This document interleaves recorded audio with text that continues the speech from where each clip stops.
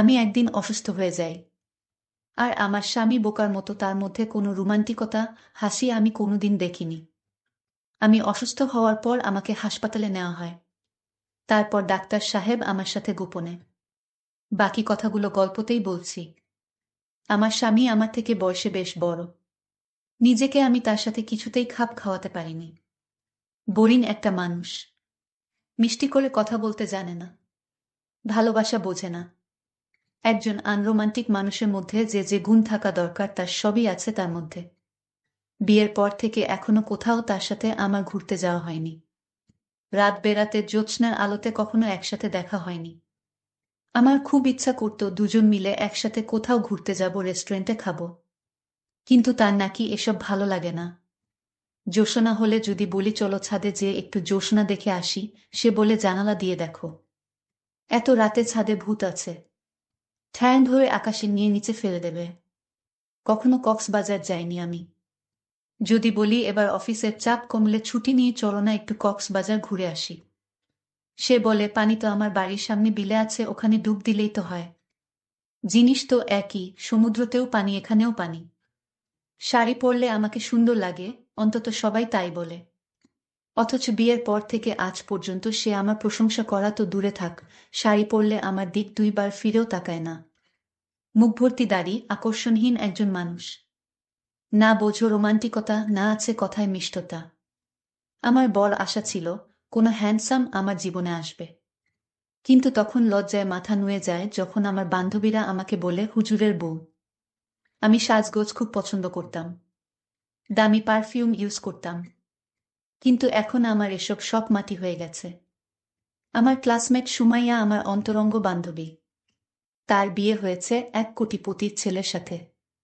বাড়ি আছে, গাড়ি আছে, ইন্ডাস্ট্রি আছে। কোনো কিছুর তার অভাব নেই। প্রায়ই যখন তার সাথে আমার কথা হয়, আমাকে খোঁটা দেয়। বিয়ের আগে আমিও স্বপ্ন দেখতাম আমি কোনো কোটিপতির সুন্দর ছেলের সাথে আমার বিয়ে হবে। অঢেল সম্পদের মালিক, নিজের গাড়ি আছে, শহরে 3 তলা বাড়ি আছে। যে ঘরে আমি থাকি, রাজকীয় এক খাট। শুধু আমার কাপড় চোপড় রাখা এবং সাজগোজের জিনিসের জন্য আলাদা একটা রুম রয়েছে। যত দামি ব্র্যান্ডের পারফিউম রয়েছে সব আমার সংগ্রহে আছে। গরমে আমি এসিতে থাকব। যখন বাহিরে বের হই, জামা কোনটা রেখে কোনটা পরব, ম্যাচিং করে জুতো আর কানের দুল, কালার মিল রেখে মেকআপ, এগুলো নির্বাচন করতেই আমার ঘন্টা পার হয়ে যাবে। ও ড্রাইভ করবে, আমি ওর পাশে বসব। তার কথা যেন আমার কানেই পড়েনি, সে ভাব নিয়ে আমি বাইরের সবুজ ধান ক্ষেতের দিকে অপলক দৃষ্টিতে তাকিয়ে আছি। কোনো অনুষ্ঠানে গেলে তার বন্ধুরা আমার প্রশংসা করে। তার বন্ধুর স্ত্রীরা আমাকে ঘিরে ধরে, ভাবি শাড়িটা অনেক সুন্দর। কত টাকা দিয়ে কিনেছেন ভাবি? কোনো পার্লার থেকে সেজেছেন? আমি আপনার মতো এমন শাড়ি কোথায় পাব? আরো কত কি। তখন গর্বে আমার মনটা ফুলে উঠত। বিয়ের পূর্বে প্রতি রাতে এমন স্বপ্ন দেখতে দেখতেই আমি ঘুমোতাম। বিয়ের পরও অনেক রাতে আমি আমার অতীত স্বপ্নরাজ্যে বিচরণ করতাম। কিন্তু বেসুরে মোটা কণ্ঠের ডাকে আমার স্বপ্ন ভঙ্গ হতো। হিমার মা, ওঠো, ফজরের আয়ান দিয়েছে। এভাবে কত রাতের মিষ্টি স্বপ্ন তিনি আমার ভঙ্গ করেছেন তার হিসেব নেই। এর মধ্যে এক সকালে অনুভব করলাম আমি আবার তৃতীয় মা হতে চলেছি। আমি ভেবেছিলাম সে খুশিতে আমাকে বলবে, আমি তোমাকে ভালোবাসি, আমি কোনোদিন তোমাকে ছেড়ে যাব না। সারাটা জীবন যেন আমার সন্তান আর তোমার সাথে বাকি জীবনটা কাটিয়ে দিতে পারি। কিন্তু ও কোনো রিয়াকশনই দেখালো না। খুশি হয়েছে না রাগ হয়েছে, না অন্য কিছু, কিছুই বুঝলাম না। শুধু আলহামদুলিল্লাহ বলেই শেষ। মেজাজটা চরম খারাপ। মনে মনে সারাদিন নিজের কপালকে গালি দিয়েছি। আল্লাহ, এই ছিল আমার কপালে। তোমার দুনিয়াতে কি আর কোনো রোমান্টিক ছেলে ছিল না, যে তুমি এই বুড়োর সাথেই আমার বিয়ে দিলে? রাতে দেখলাম এক বস্তা ভরে ফলমূল নিয়ে এসেছে। আমিও দেখে মুখ ঝামটি দিলাম। এভাবেই দিন যাচ্ছিল। আমার বারবার মনে হতো, যদি তোমার আগে মরে যাই। মাঝে মাঝে রাতে ওকে বলতাম, আচ্ছা, যদি আমি মরে যাই তাহলে কি তুমি আরেকটা বিয়ে করবে? ভাবতাম ও হয়তো গল্পের নায়কদের মতো আমাকে বলবে, আরে না পাগলি, তুমি মরে গেলে আমিও মরে যাব।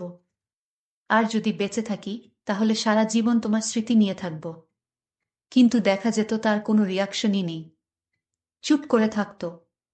যখন বুঝতাম চুপ করে থেকে ও মন সম্মতি দিচ্ছে, তখন লাফ মেরে উঠে বলতাম, বুঝেছি, তুমি তো এটাই চাও যে আমি মরে যাই, যেন আরেকটা বিয়ে করতে পারো। এই বলে তার দিকে পিঠ ফিরিয়ে শুয়ে বাকি রাতটা পার করে দিতাম। দেখতে দেখতে 5 মাস হয়ে গেল। একদিন রুমে আমি একা ছিলাম। বাথরুমে গিয়েছি, হঠাৎ পা পিছলে কম্বের উপর উপুড় হয়ে পড়লাম। এখনই মনে হয় আমার জানটা বের হয়ে যাবে। তারপর কিছু সময় অচেতন হয়ে সেখানেই পড়ে রইলাম। কিছুক্ষণ পর যখন হুঁশ ফিরল, শরীরটা খুব হালকা লাগছিল, কিন্তু ওঠার শক্তি পাচ্ছিলাম না। অনেক কষ্টে এটা সেটা ধরে রুমে এসে আবার পড়ে গেলাম। চোখে সব ঝাপসা দেখছি। শাশুড়ি ছিল অন্য রুমে, ডাকতে যাচ্ছি, কিন্তু গলা দিয়ে আওয়াজ বের হচ্ছে না। সবিতা আর নীলুফা ওদের দাদির সাথে ছিল। হঠাৎ নীলুফা রুমে ঢুকে আমাকে দেখে চিৎকার দিয়ে উঠল। বাড়ির সবাই দৌড়ে এলো আমার কাছে। দেখলাম আমার শাশুড়ি ঘর থেকে একটা তোয়ালে নিয়ে আসলেন। আমার মুখ দিয়ে কথা বের হচ্ছিল না। ঝাপসা চোখে দেখলাম লম্বা লম্বা হাত পা, একদম ওর মতো। আমার ছেলেটা তখনও কাঁপছিল। তারপর আস্তে আস্তে ওর কাঁপা থেমে গেল। আমি আবার বেহুশ হয়ে পড়লাম। আমার হুঁশ আসে 5 দিন পর, ঢাকা 28 বেড এর আইসিইউতে। আমি হাসপাতালের বেডে শুয়ে আছি। আমি যেন মরে গিয়েও বেঁচে গেলাম। মনে মনে ভাবলাম, এরকম সংসার থেকে আমি মরে গেলেই ভালো হতো। তখন একজন ডক্টর আমার কাছে আসলো। এসে জিজ্ঞেস করল, তোমার আপনজন কোথায়? আমি তো কাউকে দেখতে পাইনি। আমি কেঁদে কেঁদে ডক্টর সাহেবকে বললাম, দেখুন, আমার স্বামী আমাকে তেমন পছন্দ করে না। আমার কোনো কথাই সে রাখে না। তার মধ্যে কোনো রোমান্টিকতা নেই, হাসি আনন্দ নেই। আমি এমন একটা লোকের সাথে সংসার করছি। আমি আর পারতেছি না। আল্লাহ হয়তো আমার কপালে এরকম স্বামী পাবো, এটাই লেখা ছিল। ডাক্তার সাহেব দেখতে অনেক সুন্দর। ডাক্তার সাহেব বলল, আপনি এত সুন্দর একটা মেয়ে, তারপরও আপনার স্বামী আপনাকে অবহেলা করে। আপনাকে একটা কথা বলতে চাই, যদি আপনি কোনো কিছু মনে না করেন। আমি বললাম, কি কথা ডাক্তার সাহেব? ডাক্তার সাহেব বলল, আমি আপনাকে বিয়ে করতে চাই। আমি বললাম, এটা কিভাবে সম্ভব?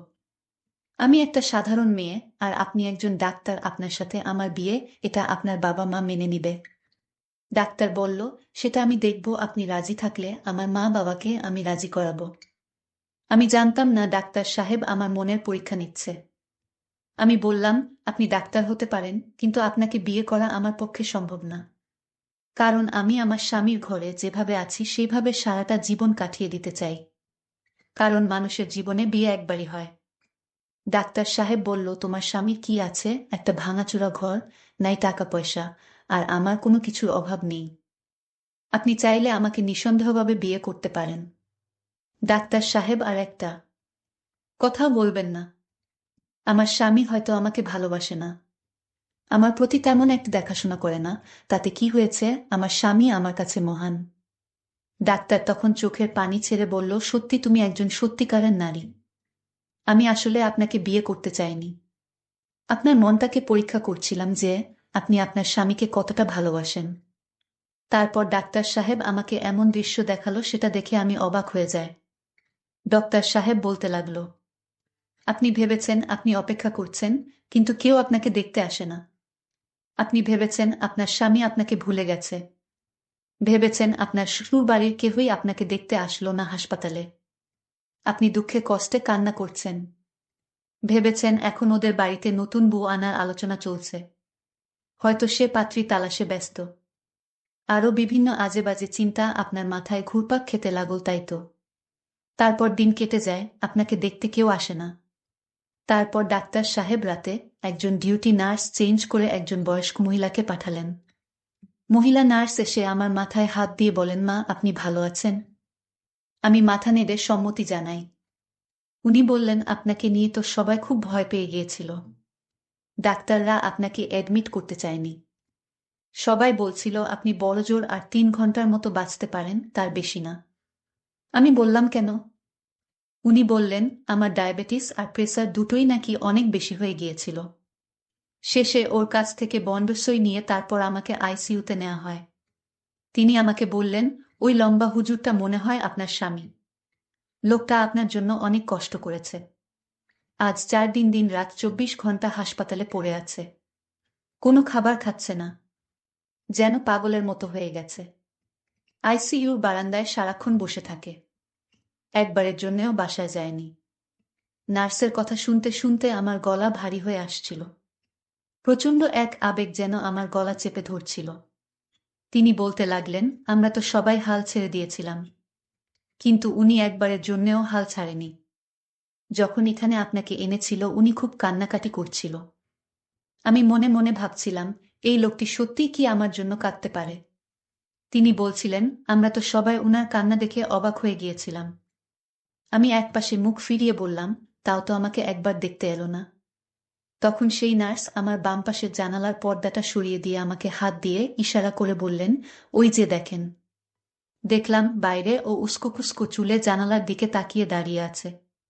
পর্দা সরতে দেখে হাত দিয়ে ইশারা করে নার্সকে শুকরিয়া জানালো। নার্স বললেন, আইসিইউতে বাইরের কেউ আসা নিষেধ, এভাবে রুগী দেখানোও নিষেধ। কিন্তু আপনার স্বামীর অনুরোধে আমার খুব মায়া হলো।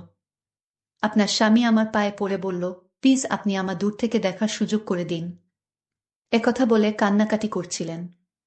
তারপর আমার খুব মায়া হলো। আপনার তো হুঁশ ছিল না এই 5 দিন। আপনার স্বামীকে আমি দেখলাম সারা রাত নামাজ পড়তেন আর কান্না করে বলতে লাগলেন, আমার স্ত্রীকে বাঁচিয়ে দাও আল্লাহ। আমি আমার জীবনে আর কোনো কিছুই চাই না। আল্লাহ, আমার স্ত্রীর প্রতি তুমি দয়া করো। আমি আপনার স্বামীর কান্না নামাজ দেখে ভাবলাম, একজন মানুষ একজন স্ত্রীকে এতটা ভালোবাসতে পারে। তিনি আমাকে খুব অনুরোধ করে বলেছিলেন যেন অন্তত আমি একবার জানালার পর্দা সরিয়ে তাকে আপনাকে দেখার সুযোগ করে দেই। আমি বলেছিলাম, পর্দা সরালেও তো দূর থেকে চেহারা দেখতে পাবেন না। তিনি বলেছিলেন, অবয়বটা দেখতে পেলেই তিনি শান্তি পাবেন। তাই প্রতিদিন আমার শিফটে আমি আসার পর কিছুক্ষণের জন্য জানালার পর্দাটি সরিয়ে দেই। তখন দেখতে পাই তিনি অপেক্ষায় আছেন। তিনি হাত নেড়ে আমাকে শুকরিয়া জানান। নার্সের কথা শুনতে শুনতে আমার বুক ফেটে যাচ্ছিল। আমি আর নিজেকে নিয়ন্ত্রণ করতে পারলাম না। হাউমাউ করে কেঁদে উঠলাম। তিনি আমাকে এতটা ভালোবাসেন। বাম দিকে কাত হয়ে ওর দিকে তাকালাম। দূর থেকে মনে হলো ও চোখ মুছছে। আর একদিন পর আমাকে রিলিজ দেয়া হলো। কি এক অজানা অনুশোচনায় আমি তার চোখের সাথে চোখ মেলাতে পারছিলাম না। বাসায় ফেরার পর সারাক্ষণ ও আমার পাশে বসে রইল। ও আমাকে খাইয়ে দিত, আমার সব কাজ করে দিত। আমার কাছে মনে হচ্ছিল আমি একটি নতুন জীবন পেয়েছি। আর এই লোকটাকে আমি ভুল বুঝেছিলাম। এরকম স্বামী পাওয়া তো ভাগ্যর ব্যাপার। রাতে যখন সবাই ঘুমিয়ে পড়ল, তখনও আমার পাশে শুয়ে আমার মাথায় হাত বুলিয়ে দিচ্ছিল। আমি বললাম, আমি মরে গেলেই ভালো হতো, আর একটা বউ পেতেন। ও আমার মুখ চেপে ধরে বলল, আর কখনো এমনটা বলবে না। তারপর আমাকে তার সাথে চেপে ধরে হাউমাউ করে কেঁদে উঠল। মনে হচ্ছিল তার চোখের জলে বালিশ ভেজে যাচ্ছে। আমার মনে হচ্ছিল তার চোখের অশ্রুগুলো আমার জীবনটা নতুন করে ধুয়ে পরিচ্ছন্ন করে দিয়েছে। আমি বাসায় ফেরার 2 দিন পর হঠাৎ সুমাইয়া ফোন দিল। ফোন রিসিভ করার পর ওপাশ থেকে তার কান্নার আওয়াজ পেলাম। বললাম, কিরে এতদিন পর? আর তুই কাঁদছিস কেন? সে বলল, 2 মাস হয় তাদের ডিভোর্স হয়ে গেছে। তাকে ডিভোর্স দিয়ে তার শিল্পপতি স্বামী তার অফিসের সুন্দরী পিএসকে বিবাহ করেছে। আসলে ভালোবাসাটা বড় অদ্ভুত। যেটাকে আমরা ভালোবাসা বলি সেটা আসলে ভালোবাসা নয়। আর যেটা ভালোবাসা সেটা আমরা অনুভব করতে পারি না। আমাদের চারপাশে অসংখ্য ভালোবাসা ছড়িয়ে আছে, কিন্তু সেটা আমরা দেখি না। আমি পূর্ণ সুস্থ হবার পর হঠাৎ তিনি রাতে বললেন, আজ পূর্ণিমা, চলো ছাদে যাই। চাঁদের আলো দুজনে বসে গল্প করি। আসলে আমরা দাড়িওয়াল ফুজুরকে বিয়ে করি না। অনেক মেয়ে আছে যার ফুজুর মানুষকে পছন্দ করেন না। আপনাদের মনে হয় ফুজুর মানুষ রোমান্টিক হতে পারে না, রোমান্টিক কথা বলতে পারে না। এটা আপনাদের ভুল ধারণা। আপনি দাড়িওয়ালা ফুজুরকে বিয়ে করবেন, দেখবেন আপনার সংসারে সুখ আসবে। তাই বলে দাড়ি যাদের নেই তাদের বিয়ে করলে যে সংসারে দুঃখ আসবে, সেটাও ঠিক না। তবে যারা দাড়ি রাখে তারা ভালো মনের মানুষ হয়, তাদের ভিতরে রোমান্টিকতা লুকিয়ে থাকে।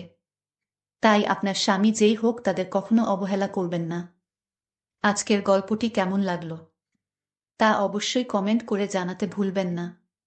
দেখা হবে নতুন কোনো গল্প নিয়ে, সে পর্যন্ত সবাই ভালো থাকবেন। ধন্যবাদ।